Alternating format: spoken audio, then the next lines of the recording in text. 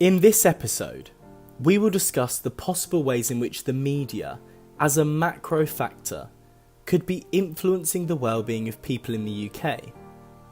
This follows on from 3 previous episodes that have highlighted some of the potential ways in which our health and well-being have been affected by economic, social, and political factors. This has included poverty, inequality, capitalism, and neoliberalism. The aim of these episodes is to raise critical consciousness of some of the possible larger contextual factors that could be influencing our well-being. Now, the media is the main means of mass communication in society, and its forms include newspapers, radio, television, and of course the internet. The psychologist and philosopher Noam Chomsky speaks critically of the media and describes it not as the tool used to inform the public, as many would believe, but as nothing more than a public relations device used to sell the ideas and products of the rich. In what he defines as engineering or manufacturing consent, Chomsky explains that the media's role is to train the minds of the people to the values of the elites in society. With the media having such a widespread scope in society, it's able to influence the public and play a role in the development and construction of each of our social identities. This is particularly relevant to our capitalist consumer society that, as mentioned in the previous episode, promotes a notion of individualism. Even the mainstream news, whether on TV, newspapers, or the radio, encourages this individualistic and neoliberal agenda. Let's think, for example, about environmental sustainability, specifically recycling, a big topic in recent news. The emphasis and responsibility of saving the earth is placed on the individual by reducing their wasteful habits and recycling more. The message is that we can all do our own little bit to help, as we are led to believe that our behaviour is part of both the issue and the solution.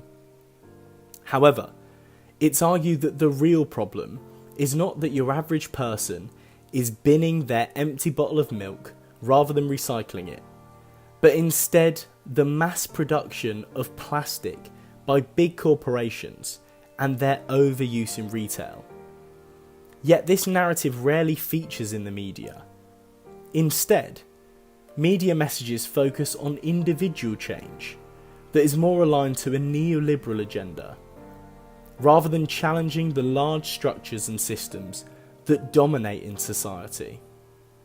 Problematically, this can act to obscure the real problem.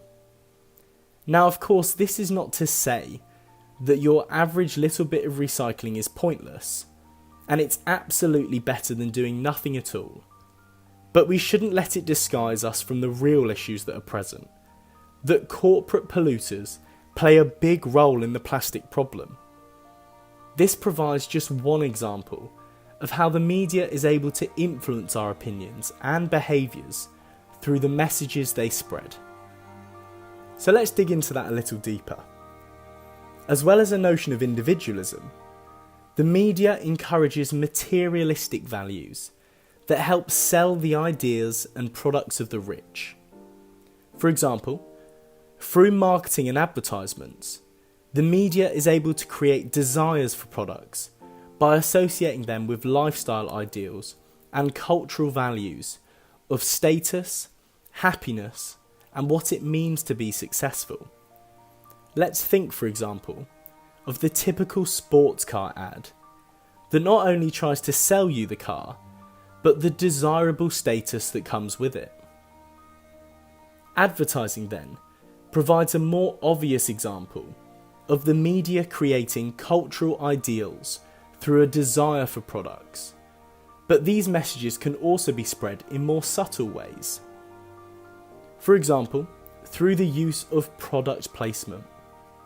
Now, as the name suggests, product placement is a marketing tool where a product or brand is located discreetly, or sometimes not so discreetly, in a form of media, like films, television series, or music videos, in the hope to influence viewers' opinions and perceptions. This makes brands look appealing by coupling them with a vision of success or status that plays off of society's idea of individualism and consumerism, that you can buy your way to a better life, you can be happier, look better, and drink the same beer as Daniel Craig in 007 Skyfall, because that's what we all want, right?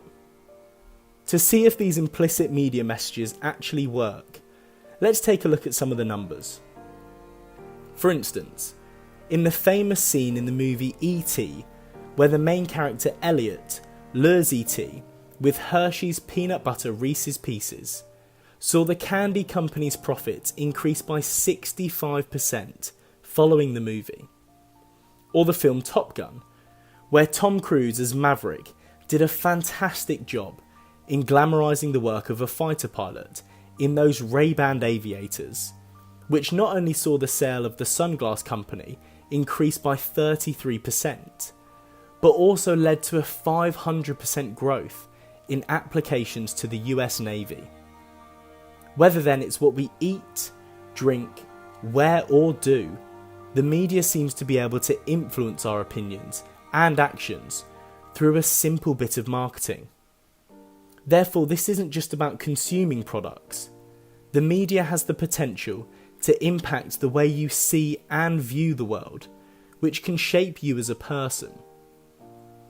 Arguably, the start of modern advertising, as we know it today, dates back to a historic example from the late 1920s. Before this time, it was seen as taboo for women to smoke. A few did so in private, but it was rare. This was until a pioneer in public relations, Edward Bernays, convinced a group of debutantes, young upper-class women, to join the Easter Sunday parade in New York and light up cigarettes in the presence of the press. This moment was associated with challenging male dominance, and thus cigarettes were labelled torches of freedom by the media, in what became a women's liberation movement. It then became considered not only socially acceptable for women to smoke, but fashionable, and the sales of cigarettes to women began to rise. Therefore, on the surface, smoking was sold as an action to support women's freedom, but in reality, it was to benefit cigarette companies' revenue and to push a product that we now know to be addictive and unhealthy. This example demonstrates how the media ties cultural meaning to products, which can influence our behaviour and help inform one's social identity.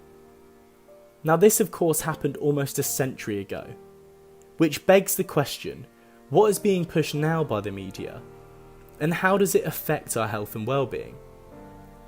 Well, in more recent times, the influence that the media can have on society has continued, but the platforms through which this happens has grown with advancements in technology. Now, cultural values and ideals are being transmitted online through social media. Recent figures suggest that 45 million people in the UK, that's 67% of the total population, are active social media users on sites like Facebook, YouTube, Instagram and Twitter, with an average time of 1 hour 50 being spent on these sites per day. Using the visual type of this media, the cultural values focused on appearance and status are set, which constructs the ideals for what is regarded as attractive or successful. Through such images, social media is able to promote the fitness industry, the wellness industry, and the happiness industry, as well as the companies and products that are associated with achieving these. The continued exposure on social media of these ideals potentially leads people to accept and internalise these images as normal, which can create the standards through which people judge themselves. This can impact upon people's well-being. For instance, in a survey by the Mental Health Foundation, 49% of 18 to 24-year-olds reported comparing themselves to others as a source of their high levels of stress. This suggests that cultural ideals and pressures that are being pushed through social media are an issue for young adults. This is a particular concern for body image or beauty ideals. For example, when reviewing 14 correlational studies, Faduli and Vatarian reported that there is an increase in evidence to suggest a relationship between social media usage and body image concerns. Correlational studies have found that the more time spent on platforms like Facebook, Twitter, and Instagram is associated with greater levels of body dissatisfaction, such as striving for the thin ideal and self-objectification. With similar trends being reported in both women and men, the review suggests that appearance comparisons could help to explain this relationship. Additionally, although less common, similar results have been found in experimental studies. For example, in one of the 5 experimental studies reviewed by Faduli and Vatarian, it was found that presenting participants with social media images of fitness inspiration, like gym bodies and healthy meals, led to an increase in body dissatisfaction and negative mood, further supporting the idea that these social media comparisons can influence our well-being. Additional research has even suggested that this relationship between social media and our well-being can manifest itself as mental health disorders in the form of eating concerns. Evidence suggests that both social media volume, the time spent per day, as well as frequency, the times visited per day, are strongly associated with items from eating disorder scales, which further demonstrates the effect that social media can have on our mental health. Overall then, the evidence seems to suggest that the media is able to control and construct the values or ideals for what is seen as desirable in our capitalist consumer culture. This, in the form of social media, has the potential to lead to social comparisons, which can cause body image concerns and negatively affect our mental health. The media has therefore been presented as a contemporary macro factor that can influence our well-being in the UK.